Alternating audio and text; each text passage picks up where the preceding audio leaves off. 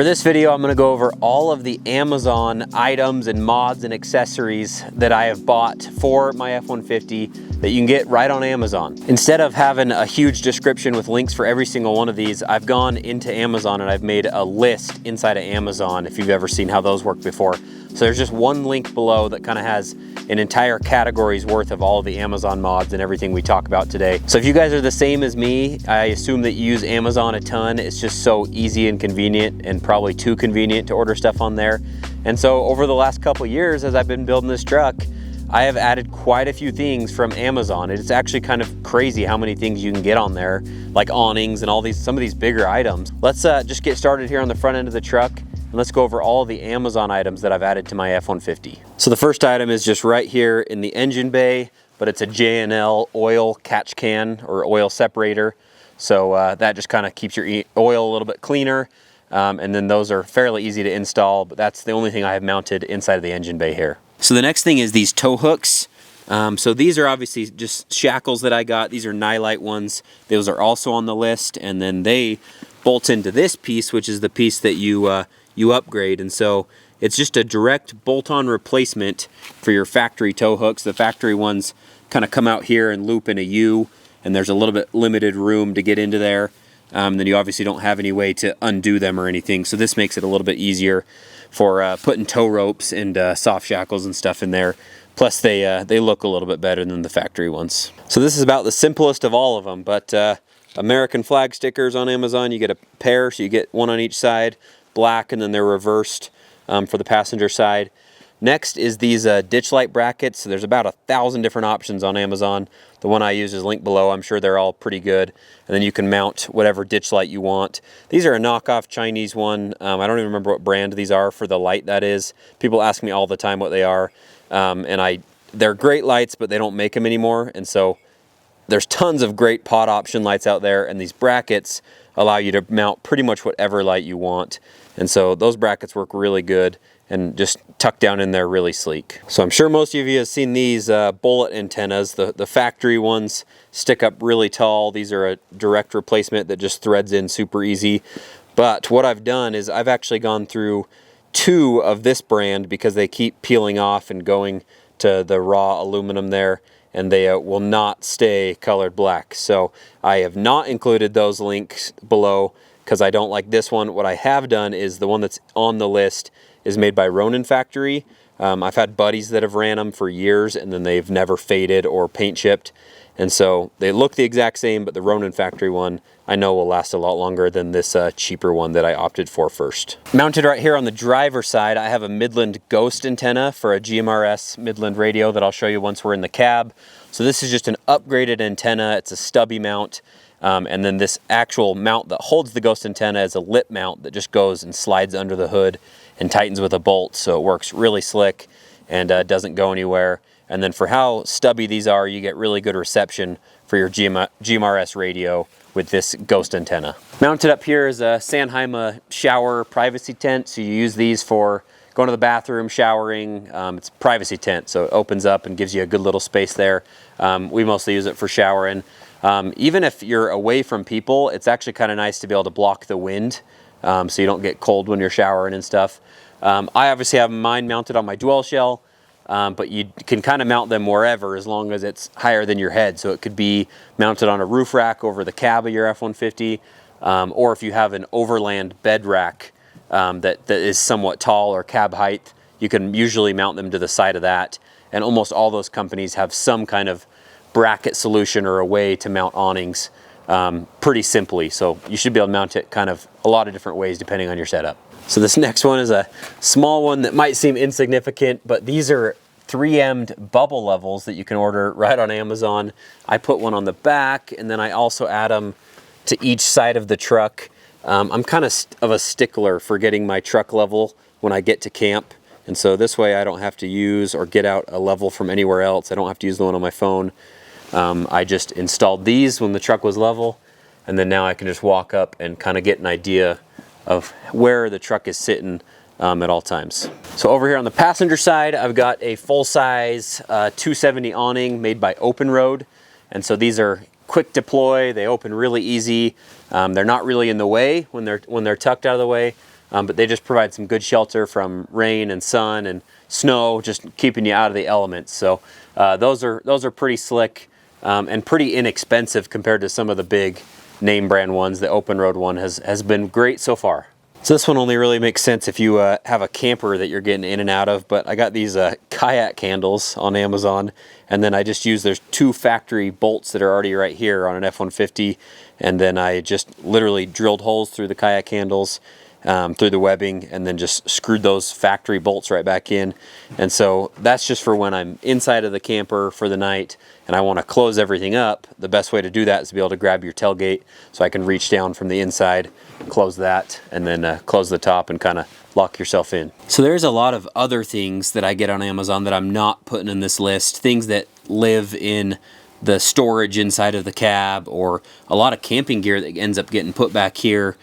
Things like that that are not as permanently mounted in here, like camp chairs and stoves and gear type stuff that might come in and out more often. I'm trying to keep this list to stuff that's more semi-permanently mounted, stuff that stays in the truck most of the time. So 2 of those things being the EcoFlow power station. This is a River 2 Max.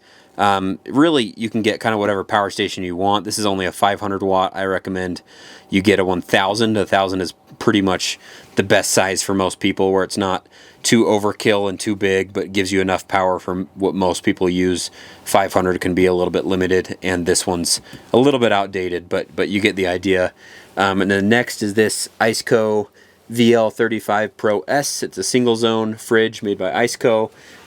Super simple, it works really good. My favorite thing about it is it has a dual opening lid, so I can open it right there and access the fridge stuff from inside the camper. If I'm on the outside, I can also access it from this handle, and so you kind of have some dual access there to get to stuff inside of your fridge. Everything else is inside the cab of the truck, so we'll hop in here next. So here in the back seat of the F-150 here, first thing I did when I got this truck was ordered Husky liners. So these are similar like the WeatherTech ones, but they were a little more affordable, where they're kind of like a plastic, easy to clean, you can spill stuff on them. This one's really big, it goes the entire length of the back seat here. And then while we're talking about those, you obviously get in that combo ones for your driver and passenger side as well. Back over here though, if you lift up the rear seat here, this is also made by Husky. And so this is kind of a rear storage thing here. When you get them from the factory, you only have this small amount of storage right here. So by adding one of these, it makes up for a lot of that dead space that's underneath the seat. And then these are really easy. They're not bolted in or anything. You just use these little bungee straps and put them on in there. But that gives you tons of storage all the way across, and including under that seat as well. Behind the seat here, I decided to throw this one in anyway, even though I was debating it, but this is just a standard fire extinguisher, but it's not super big. It's portable and easy to fit in here. If you have any kind of camping or overland type rig with any of your own electronic stuff that you've done, or there's just a lot that can catch on fire between propane stoves and electronics and stuff. So definitely worth your safety to keep one of those in your truck. So here on the driver's side of the cab, we get into some more good stuff. So these right here, these are gun magnets, but they're just a 3M magnet. I also have mine screwed in here as well. But I kind of mount these at home. I mount them in my truck, and it's just a good place to mount different things. It could be radios, your CCW. I even have a second one mounted up here to this Midland micro mobile radio. But it did make mounting this Midland radio super easy, because I didn't have to drill that bracket into anything. I just have another one of those magnets there, and it just stays right there clipped into place, and it's a really strong magnet. So now onto the radio. This is the Midland MXT Micro Mobile 115. So it's one of their smaller powered units. They obviously make even better ones, but for what I do, I'm not with people a ton of the time, so I just needed something decent that I didn't have to worry about charging, and you obviously get like 10 times better range than a handheld one. And so that is just kind of permanently mounted in here, and is just wired right up to the truck, so it turns on when the truck turns on. Kind of have a mix of brands up here, but this mounting plate is made by 67 Designs. This arm and everything is all made by 67 Designs. That's not on the list. I didn't see them on Amazon. I bought that off their website. But then this right here, this bullet point MagSafe attachment, so a totally different brand. That brand, Bullet Point, makes this entire system as well. But these are just make, if you have a MagSafe iPhone, it just clicks up there so much faster and so much easier than the old like kind of sprung ones that I used to have here. Then right up here, kind of behind the mirror, I have a radar detector. This is the Escort 3 Max. I think they've since came out with a 4, but this one has just been awesome. The range is incredible.